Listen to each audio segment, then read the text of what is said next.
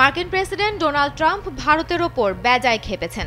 ভারতকে সহায়তা করতে তিনি একদিনে একাধিক কড়া পদক্ষেপ নিয়েছেন। তার এই আক্রমণাত্মক পদক্ষেপ ভূ রাজনীতিতে নতুন সমীকরণ তৈরি করবে বলে মনে করছেন বিশ্লেষকরা।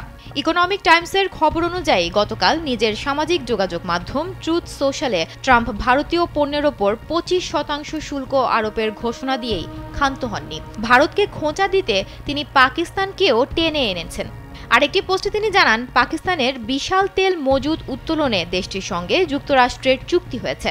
ট্রাম্প ইঙ্গিত দিয়েছেন যে হয়তো একদিন পাকিস্তান ভারতের কাছেও তেল বিক্রি করবে। স্পষ্টতই রাশিয়ার কাছ থেকে ভারতের তেল কেনার দিকেই ইঙ্গিত করে এ কথা বলেছেন ট্রাম্প।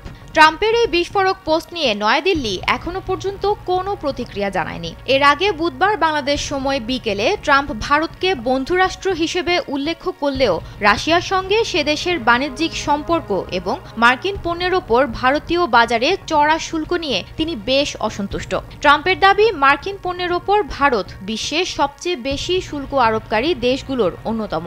আপনার এসির গ্যাসের সমাধান হলো SGS ও CNS সার্টিফাইড ফোরন রেফ্রিজারেন্ট গ্যাস, যার বিশুদ্ধতা 99.98%। ফোরন, শান্তি যেখানে, নিঃশ্বাসে।